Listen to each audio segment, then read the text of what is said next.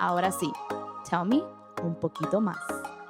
Hola, I'm Kim. And I'm Cindy Gaxiola. And this is our podcast, Tell Me Un Poquito Más. And as you guys can tell, man, we are still on celebration vibes, man. El party no para. El party no para, man. We actually just celebrated our 1-year anniversary. So again, how we always say, thank you. Thank you for all the love and the support. And man, Cindy, today, I'm just more excited than ever because we have such a special guest. We got a Latina boss woman. Yes, she is an entrepreneur, CEO, founder of Rizos Curls, award-winning beauty company.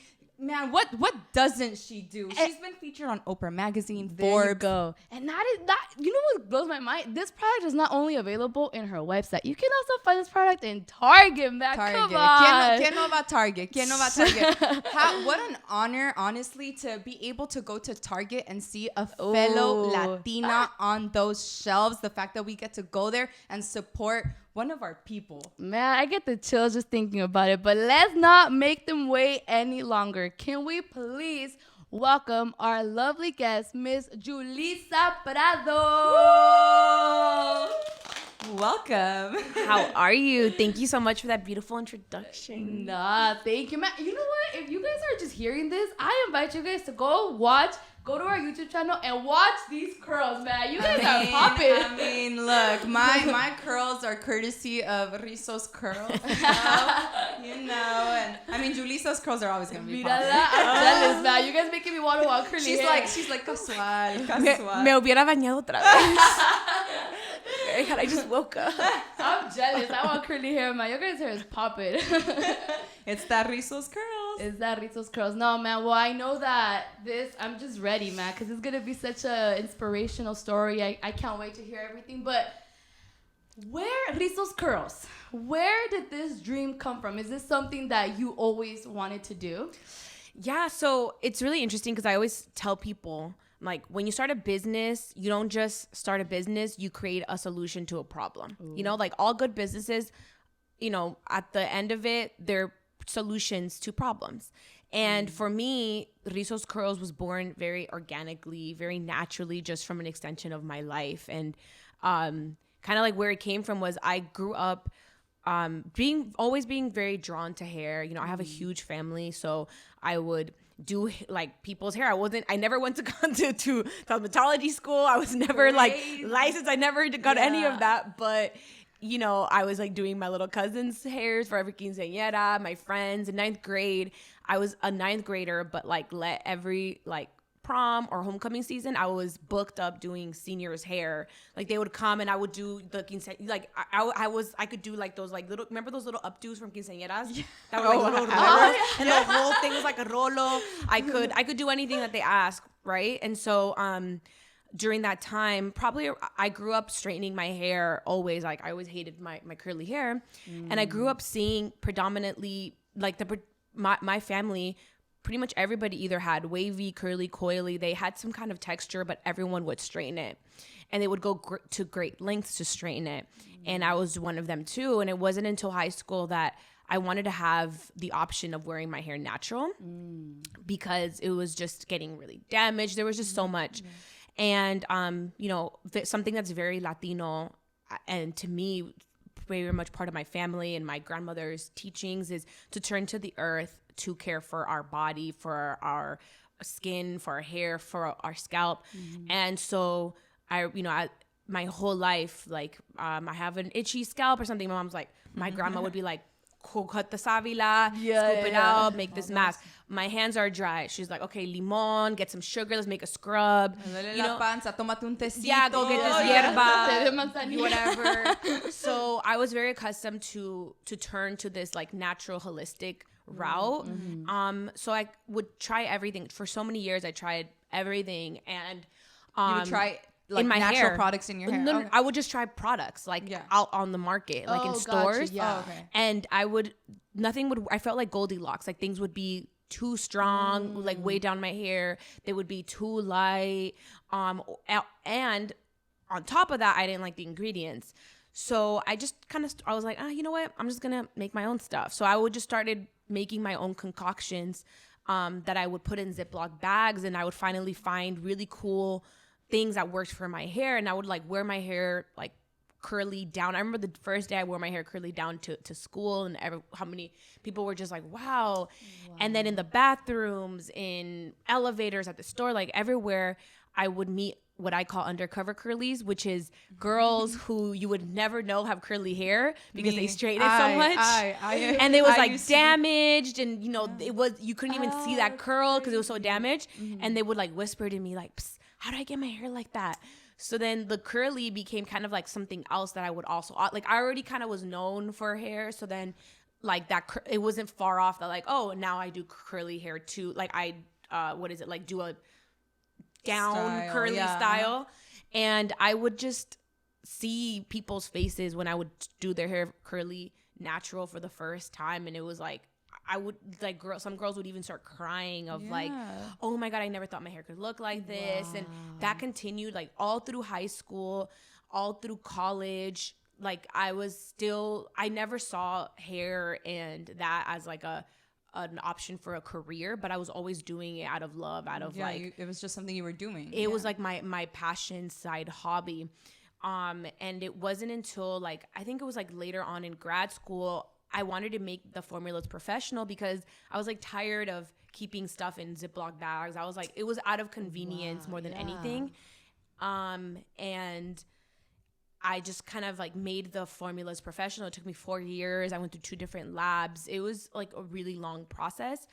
And granted, I had been saving my whole life because I knew I wanted to like eventually one day start my own business. Right. I just like didn't know exactly what. And I've been working since I was like 12 years old, but ever since I was 15, I would save half my money my whole life. I always saved it.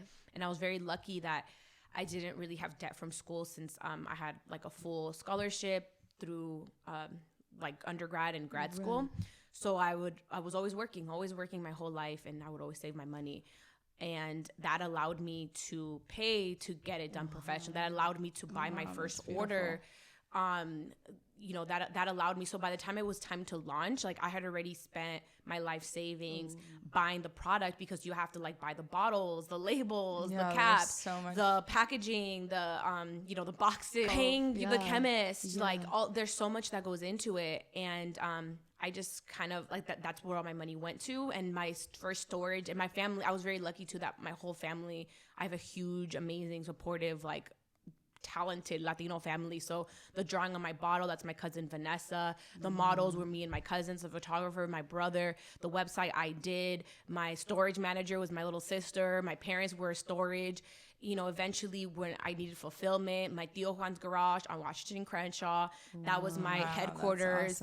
Awesome. All of my little cousins were, you know, fulfilling. It was truly, my entire family really came together and offered whatever skills, you know, they had to help bring this to life. To make it happen. Yeah. Wow. I feel like there's so much there to unpack and walk through, because I think you mentioned so many important things. One is she's very humble when she says she got a scholarship. She was in undergraduate school. No, I mean, she graduated from UCLA. Hey. You have your master's. When you were going to school, were you going to school because you thought you were going to take that traditional route to go definitely into corporate, which it is part of your route. Yeah, so which I did. Like in undergrad, in grad school, I was a fellowship. I won a fellowship from PepsiCo, so I was interning for them during graduate school, and they're the ones that paid for my scholarship for grad school. Wow. So I was like working for PepsiCo, which is a huge, amazing company, and like I learned so much from them. And then when I graduated, I worked corporate for Nestlé, and then their headquarters were here in Glendale, so I got to like just experience how the world's largest food company runs their business. I was able to learn supply chain, finance, marketing, sales. And it's crazy because like, bro, like even when I was at Nestle, for whatever reason, like I ended up getting a commercial driver's license. So I literally learned how to drive a 24-foot truck, like all this stuff, like any resource that I had from them, like I would just take it. I'll be like, oh, you guys offer this? I'm going to do it. And little did I know, full circle now, I would have so many opportunities with my business where I need it. And I was like, oh my God, wait, I could move this truck, or I could do this, or and then my very last position with Nestlé, I was the account manager to big accounts like Target and all these big accounts where I would manage their like frozen and beverage business, which is all $1 billion brands, by the way, like Nesquik, Coffee Mate, DiGiorno, Dryers, Haagen-Dazs, like whatever.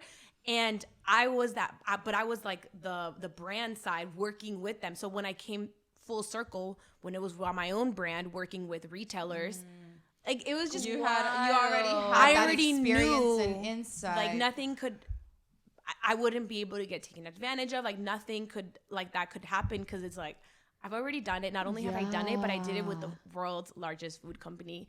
So like I know exactly what this means. I know exactly. I've done this before. Like, so how do you know? Like, what gives you that confidence to be like, all right, like, you know, it's just such a big movement. Like, I need to leave this in order to pursue my passion. Like, what gave you like the, all right, to time. Leave my corporate job? Yeah. Oh, girl, I was so scared. I didn't want to, because leaving Nestle, I felt like leaving my like amazing husband that was like my sugar daddy or something. That was like, because they were paying for my car, for my internet, for my phone bill, for like they had me so comfortable. I was like right out of grad school. I was like making like 6 figures. Like I was doing, they had me really good. And by that point too, I was working from home. Like I had a really good situation. So I didn't want to leave. I was trying to do both at the same time for as long as possible. But it got to the point where it was like I wasn't sleeping. Like it was just too much work. Like I was sleeping like 3 hours, and then I was just like literally it felt like I had 3 full-time jobs trying to juggle between the two. And it was, I think the turning point was that I had no choice. Was they wanted me to do a business trip that I would have been out of like town for a few weeks. And I was like, man, I have this warehouse with all my little cousins. I'm at Tío Juan's garage right now. I have all these orders to send out. I got to go pick up this and this. I have to go to my manufacturer and tell them about this. I have to, there was just no way that I could leave my little baby business for that long. That not even if it wasn't that long, but exactly, even one day, let alone a week or two. I was like, there's literally no way I can do that. So I had to quit. What? Okay, so your family, I want to understand what that process was like, because I think for a lot of our parents, success is going to school, graduating school, getting a corporate job, which it is. But you had this passion that you needed to leave that and go into this. Yeah. How was that for your parents? Did they understand it? No, like, girl, no. They thought like I had already made it. They're like, all you need now is to find yourself, like to get married, have kids, like you already have your 401k, your pension, like you just need like a husband now, and you're living the American dream. And I was like, well, I don't know about the husband, but I do want to start my own business. I'm like, I don't know about those kids, but I do want to have I do want to give birth to a business. So, pero no, hijita. Like, yeah. I was like, but it was funny because like we would joke around. My mom would be like, when are you gonna have kids? And I was like, oh, I just launched a gel. Yeah. Like, this is mi bebé, mom. Ya tienes 5 hijos. What is it? Nietos. Nietos, yeah. Wow. So, so to them it was like, mijita. They were like, girl, what? This is a terrible idea. Like, how are you gonna like leave this amazing situation? Yeah. Like, you've already made it. But how do I say it? My personality is, unfortunately and fortunately, they raised me to be fearless. Like they raised me to feel like I have the sauce. Like I am the sauce. Like I'm chosen. Have come from this legacy of just like amazing, powerful, people who are just intelligent. You can throw them out in any situation and they're not just going to survive. They're going to they're gonna thrive, and it's like, that's a beautiful thing. I came from stories of hearing like, oh, your grandfather was nothing here with his own hands. He built the biggest house in this mountain, and then he built this, and then they did this. It's like, you can't tell me that, and then not let me build my own biggest house on the mountain with my bare hands. So yeah, I mean, they were still supportive of like, they're the kind of people that are going to say their opinions, but at the end of the day, they've always taught me like family always comes first, and you support them no matter what decision they make, whether you agree with them or not. Yeah. Like I'm very, very blessed and grateful and happy that my foundation is two amazing parents that I know that no matter what mess I get myself into, they're going to have my back. That's beautiful. That's so beautiful. That's beautiful. And okay, so now that you walked them, that they were with you through that process, do they understand what it is now? Do they get it? Like, hijita, I get why you did that. I think Target, mijita. Yeah, I think Target was that moment for them where they realized it's real. I think I mentioned to you earlier how my mom literally thought I was an Avon lady, like selling product out of my trunk. Right, because you were online only. So how do you explain to your parents, like, no, you can go on my website. Yeah, and she's like, pero ¿cómo te encuentran? Pero tengo que meter mi tarjeta ahí. No, yo no confío en eso. And then she would let's say she went to like Texas to visit some family or something. She's like, va a haber una orden de Texas porque yo le dije a tu tía. And I'm like, bro, okay. Thank you, like, Mom. thanks, Mom. I'm not gonna find it. Like, she acts like it's like one order a day from Texas so or something. cute. But it was just really funny how she, they come from such a different lifestyle, and the internet is just so far from them. My mom didn't even have electricity growing up, let alone internet. Yeah. So she's not gonna buying stuff online. That's just not. You're like, what? And Target, like, how was that for you? Yeah. But that's wild. Target, your Rizos Curls is in Target. Yeah, it was. I think it's been. It's been crazy because I think that was a really big moment for me, and then also like, so we're available in 57 countries around the world, and like going to like, for example, we've had different events in Puerto Rico, going there and like going to stores and seeing it there, and I'm like all the way in Puerto Rico, or like all the way, or like in Colombia and this and this and all these other countries, and that, like, Target and that have been moments where I'm just like, how I've always said, like, God spoils me. My whole life I said God spoils me. Like, I'm just the luckiest girl in the world. And I think that what I've learned, it's like bad luck doesn't exist. What exists is you're not learning the lessons that you need to in life. You're not following the path that you were put on this earth to do. Because I truly and genuinely believe that God, whatever it is, whatever higher power that you believe in, we were put on this earth to be happy and to love. And when you are not living in your purpose, you are not doing what you were meant to put on this earth, you are not aligned, in the right way.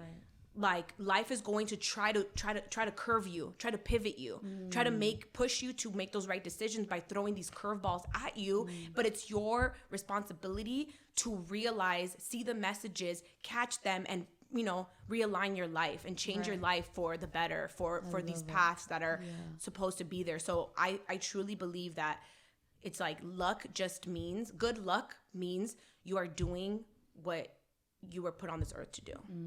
It's very true. It's very, very true. And you are very clearly doing that, because I think Rizos Curls represents I just feel like there's so many things that keep popping into my head that I want to talk about. I think a very cool one is the name, because it's Curls. It's and it's Rizos. It's in Spanish and it's in English. I'm like the Selena. Rizos Curls. Rizos Curls is like the Selena. Yeah, it's true, because when we talk about who you are at the core, you are both. Yeah. You are, because you're born and raised in Los Angeles. Yeah. And you are of Mexican descent. That's where your parents were born. That's where you've been going to your entire life. So how did you decide that you wanted to make it Rizos and Curls? Yeah. Yeah, I think it's funny because everything later on, people will think like, oh, was there a big like it was literally like I had to do Rizos Curls. Like it was just such a simple, easy decision. But one thing about me that like is almost, it's like a gift and a curse, because I believe everybody's strengths can be their weakness. It's how you use that quality, you know? Something that makes somebody great can also make somebody the bad, depending on how you use it, right? So I've always been very like simple-minded almost. And what I mean by that is like I oversimplify things, which can be something bad and used in, you know, certain situations. But to me, I've used it as something that's a strength. And what I mean by that is things that other people may may fear, or they make it very complicated, overanalyze.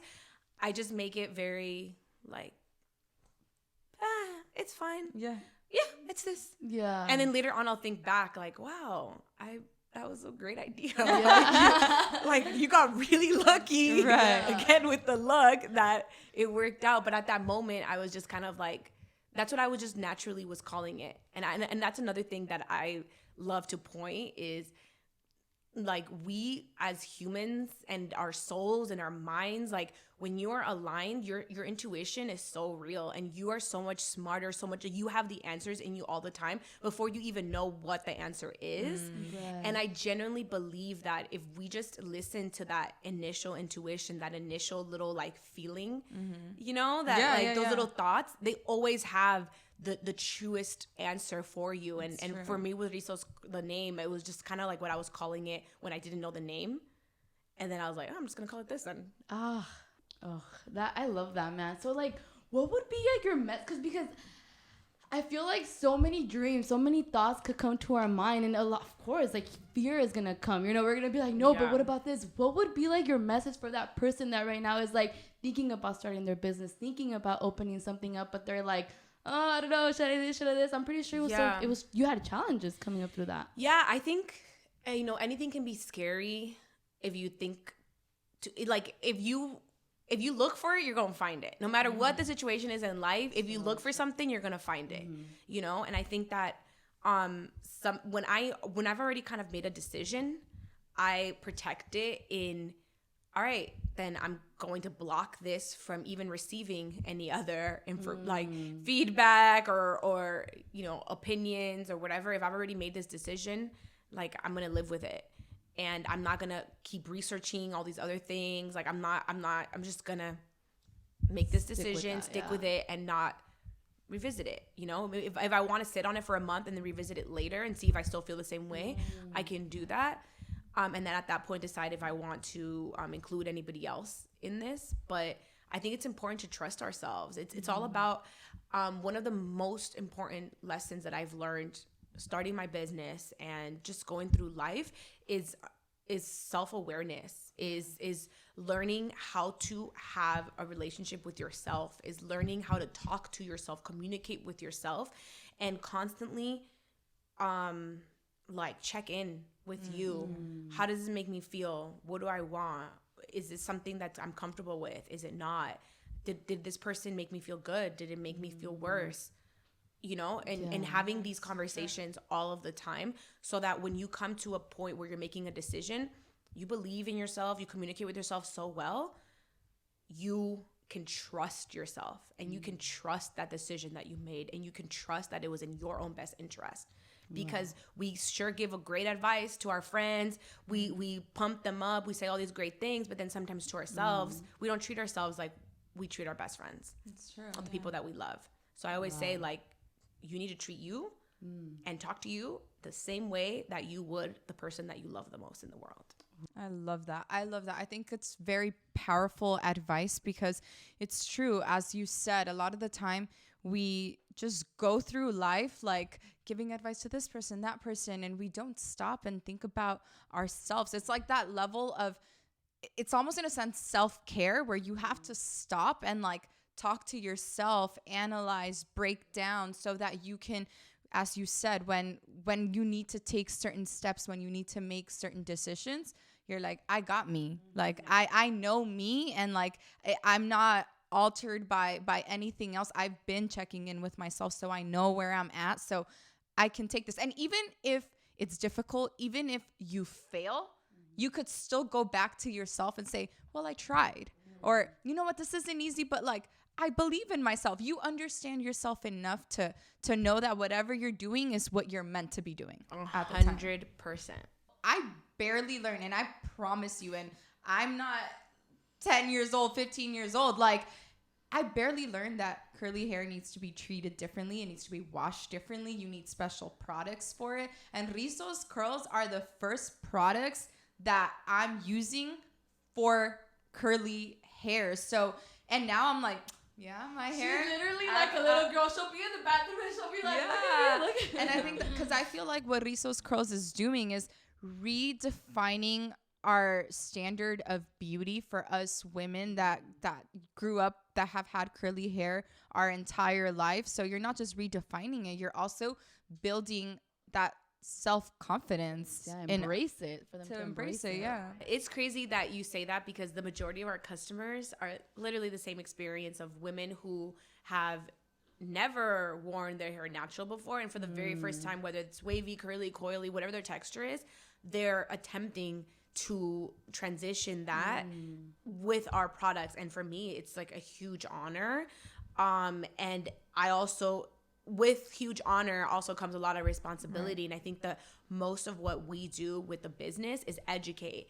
It's knowledge. It's, help on this very difficult journey, because for a lot of women, like, their hair is something that's very tied to their own self-confidence. It's very tied to so much of how they view themselves, how they view their culture, how they, it's so much deeper than just hair. And, also, a lot of them come with their hair in really bad shape. Like, it's really damaged, whether it's from heat, whether it's from chemical damage, whether it's, all of these things. And there's so much, a lot of what they do is a lot of unlearning. Like, our most popular video with Rizos Curls is called Straight Hair Tendencies, what not to do to curls, Yeah. And because in society, what a lot of us don't realize is, every time I speak to stylists, like people that have gone to cosmetology school, all they learn there about curly hair is how to straighten it. And everything that they learn about hair, it's not about hair, it's about straight hair. Wow. Literally, all of their education, like, so we have in the United States especially, all these trained hair professionals that have only been trained for one type of texture, one type of hair. And what they learn about every other texture is how to literally burn it and damage it to the point to turn it into this other texture that has nothing to do with their own hair. So that's why we have so many women that were in such bad shape, their scalp, their hair, their everything. And we have so many just miseducation. Like, and what I tell our customers especially is, when you have products that actually have high quality natural ingredients, they should be like medicine. They should be, with every use, it should be making your hair stronger, healthier, more nourished, so that you're not super dependent on so many products all the time to make your hair look beautiful.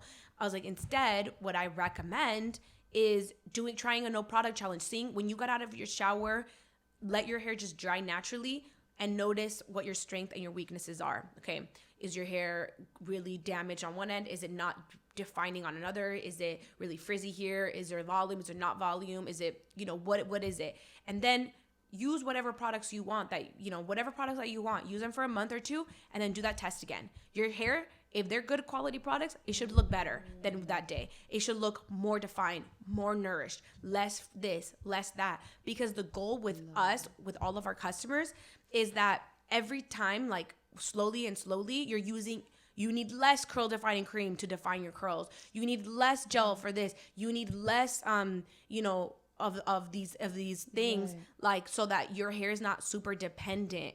And with time, it's just as it gets healthier, it gets more nourished on its own naturally. Your scalp is healthier. It's growing faster. It's it's getting all these great benefits. And I think that's our mission with every customer that we approach. You are definitely accomplishing it, because you could find me on your website, your YouTube.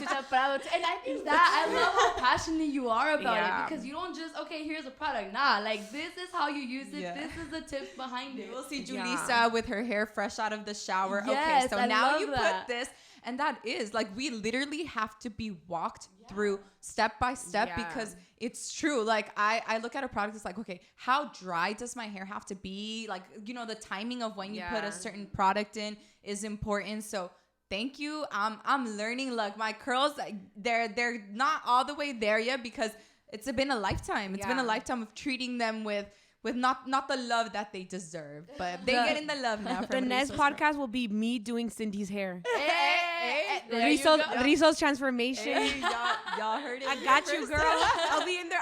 She'll have the volume. Yes. She's gonna have more volume than like they're gonna be like, turn it down. It's gonna be popping, man. We won't even be able to see the background. Like, my hair is just gonna be. No, but it's beautiful. Thank you. And I also love that women can see themselves, Latina women particularly, because you're not just allowing them to build that self-confidence, that self-love through embracing their natural beauty, but it's also, you're a boss. Like, you are a jefa. Like, y'all can jefa, also, man. even if you have straight hair, you can look up to Julissa. You can look up to Julissa because, yes, we get to go into the targets of the world and see a fellow Mexicana, Americana on the shelves that we get to support, and that's representing us. And for that girl, that little boy, whoever it is, it's like, she did it. I can do it too. And you're just doing it on a scale where it's like, there are no limits. There are no limits. And I mean, I have to keep like showing off, but you know, my makeup is courtesy, you know, let me show off here. My makeup is courtesy of your collaboration with Smashbox. That I love what that collaboration was, because it wasn't just we have an entrepreneur with doing a collaboration. Like, you embrace your roots. Like, it was the jefa. Yeah. So talk to us a little bit about that. So Rizos Curls, I always say, like, my kind of like mission with Rizos Curls is curls, community, culture. And all three parts are just as important as the curls. And I bring my culture, and I want to give back and do things that actually benefit my community wherever it is that I take my curls to, you know, or wherever it is that I enter. So with that collaboration, I was just really, really grateful and just really happy that I was able to do it with a mainstream big company that allowed me to own the narrative of what I wanted to portray to the world with this collaboration. You know, like, they allowed me to, instead of having like some influencer party or whatever, granted we were going to have this event in person before the pandemic, but we transitioned it to be digital. We threw a JefaCon and a day of learning, and where we got together such a different array of just amazing jefas all around in different industries, from different countries, from all over, to come together to teach and educate the next generation of jefas, to give back, and that way you leave knowing more than when you came in. You leave having more of a network than you came in. You leave with something, you know, outside of like, oh yeah, you can make me look pretty, you can put some cute makeup on me, whatever, but like, how are you really showing up for me and my community? I love that. Yeah. And something that I think that is very important that you mentioned. I mean, we were like catching up before the cameras turned on, but which is that, right? Like, being able to tell your own narrative based off of what you're doing, not based off of what people perceive, which is the stereotypes of the way people look at a Mexican American girl. It's like, no, you are a jefa, you are a boss, you are She's a making CEO. jefa moves. So that's the story you wanted to tell, and it's very powerful and it's very beautiful that a brand allowed you to embrace that and be able to do that. Yeah, and I think that I take it very I feel like it's my responsibility when interacting with any mainstream brand, because like, there's been so many firsts that I've had with the brand, and I've gotten kind of accustomed to, okay, I'm gonna be the first Latina brand to be in this space. I'm going to be the first in this. And a lot of responsibility comes with that. So it's how they view me, my interaction with them, the taste I leave in their mouth, what I allow them to say or not say about my community to their mainstream audience, that it might be their first time seeing somebody like me there in that on that platform. It's my responsibility to own that and to make sure they're representing my community well. Like our very first like retail collaboration was the Nordstrom's Hot Look online, and we were the first like multicultural brand they had ever had on there. And we also, at the end of it, we became the highest selling hair care brand ever. Yes. Ever. Granted, we were like the underdog. It was like competing against like all these like huge brands.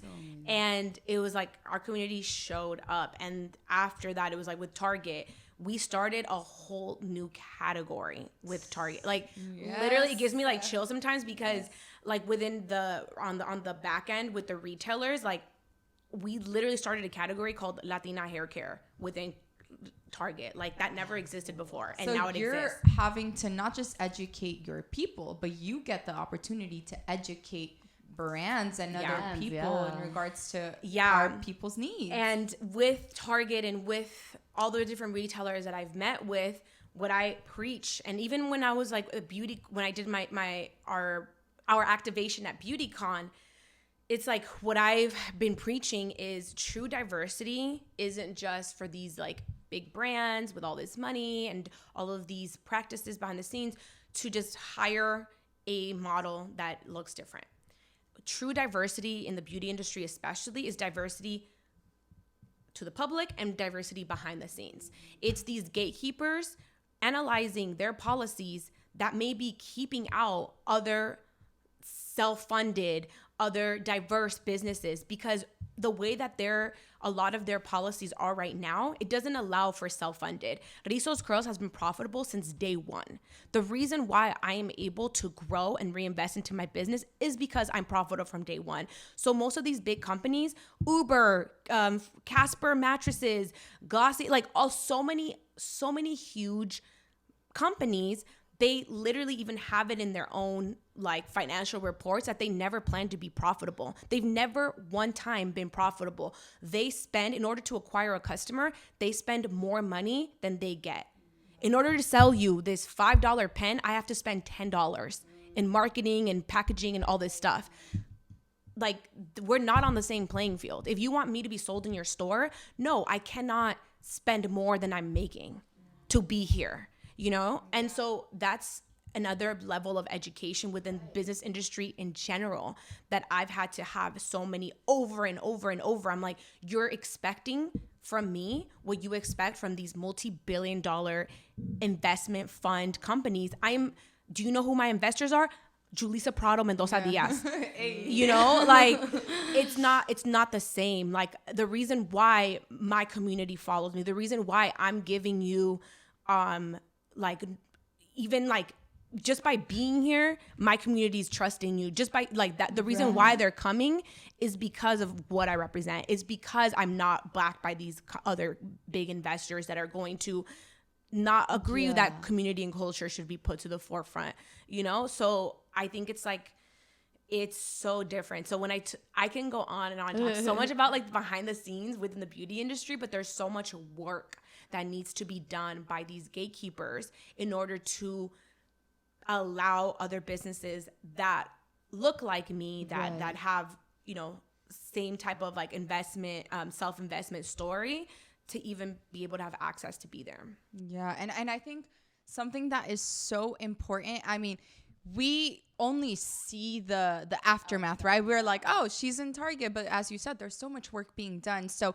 I think one of the things that is so important for us as Latinos to just empower those moments, to really support the people that are out there making a name for themselves and for our people. That's why if you see Rizos Curls on the Target shelves, maybe you don't have curly hair, but you have an hermana that has curly hair. buy it for una her, support prima, her. una amiga, yeah. Exactly, so that you can support our Latinas that are out there Making it fighting happen. for our people, making a name for our people, showing them, teaching them. So that support is so important too. If you see a collaboration with Smashbox, even if you just bought makeup, you support your Latina that did that collaboration. Listen, there's birthdays, there's Valentine's, Because there's Christmas.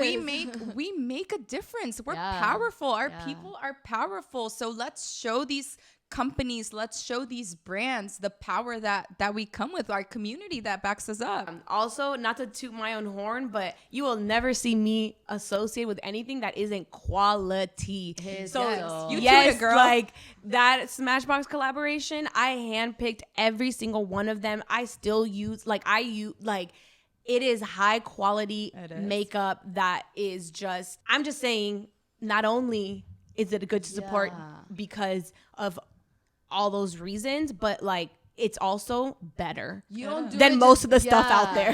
You have your just model here, you know. Yeah, it's like I high love that. quality. Yeah, because and you don't do it just to do it. You I know, don't do it just to do it. I do it because I truly believe in the products and I truly use them, and I've vetted out everything else, and I'm like, this is the best. Ugh. Man, if we're not making hip hop moves by the end of hearing this podcast, man, I don't know.